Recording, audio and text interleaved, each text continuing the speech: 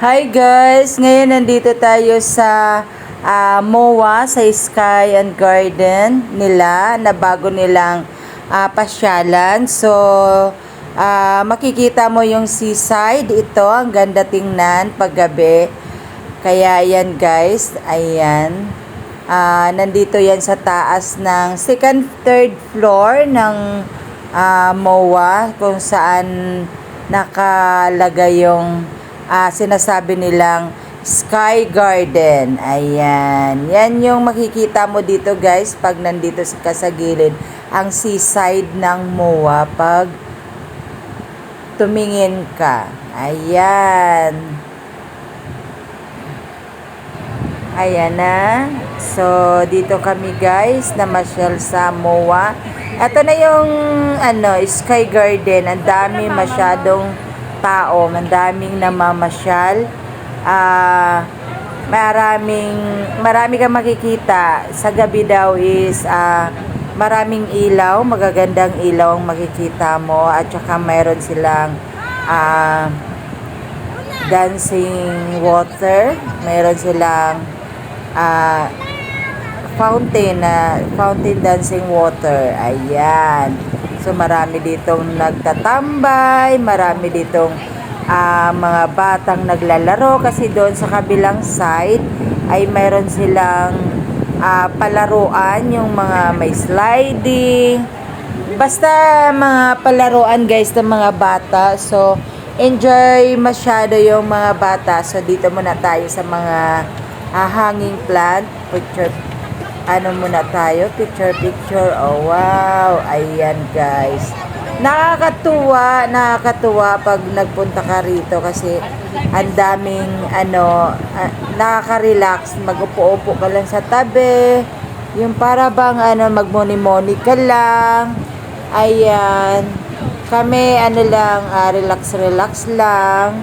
Lang kami ng gabi. Pagkatapos guys, uwian na rin kami. Ayan. At yung mga kasamahan ko, nakaupo lang sila.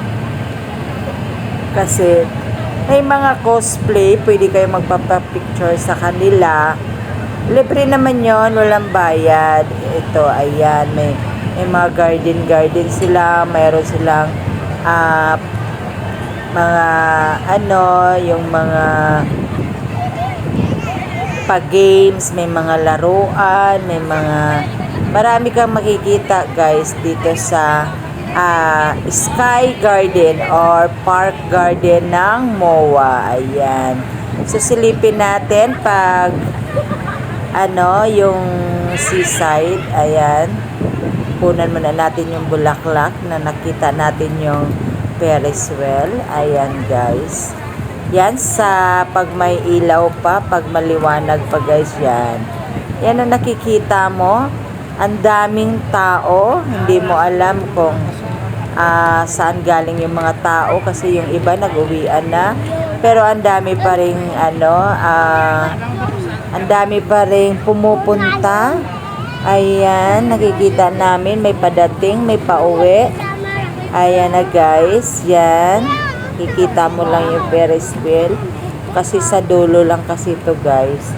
Pag nandun kayo sa baba, matatanaw nyo to dito.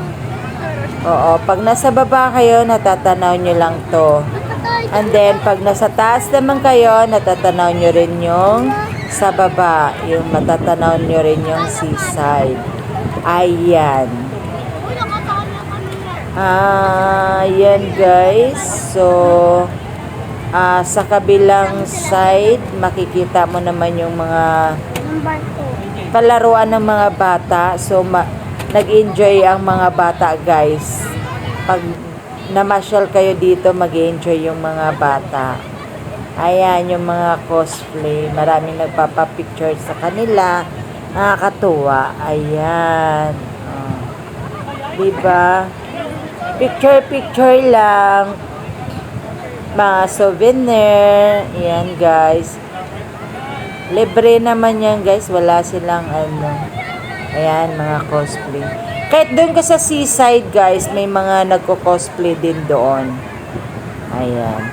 So, nandito tayo sa kabilang side. Pumunta tayo. Ito na yung sinasabi ko sa inyo yung palaruan ng mga bata. So, may mga sliding, may ayong parang nagsisisiso, o mayroon silang mga, basta ang dami guys doon sa unahan. Hindi na ako pumunta kasi nga ang daming bata. So, dito lang ako banda nagvi-video. Ayan. Grabe mga bata guys, kung makikita mo, tuwang-tuwa sila. Takbuhan dito, takbuhan doon. Ayan. So yung mga nanay, super din, habol sa kanilang mga anak. Ayan. So marirelax ka kasi mahangin siya. Mahangin. At saka kahit may init, pero hindi as in kasi malamig siya. Ayan, kasi open siya open air. Ayan, makikita mo na yung fountain dancing water. Ayan, yung fountain nila. Pag yung maggabi-gabi na guys, nakikita mo na yung kulay ng water. Ayan. So, nakakatuwa mamasyal dito. Nakasama yung mga anak nyo. Ayan. Pwede ka mag-upo-upo din sa may hagdanan. Ayan guys. Maganda sa gabi kasi yung mga ilaw nila nakikita mo na at nakakatuwa. Ayan. Talagang ginawa nila to para pasyalan ng mga tao. At nakaka-relax pag nandito ka sa taas. Kahit upo-upo ka lang, ayan guys. Diba? Ito na yung sa gabi. Ikita mo na yung mga view ng sa baba pag sa gabi. Ayan. Mag-i-enjoy talaga. Mag-i-enjoy kayo. Marirelax kayo. Pati na yung mga bata. So, ayan. Tsaka maya guys, uwi na rin kami kasi gabi na. Kanina pa kami, siguro 3 o'clock kami na nandito. So, ngayon is mag-aalas 7 na. So, siguro mga maya uuwi na rin kami. So, thank you guys. Thank you for watching. Have a nice day everyone.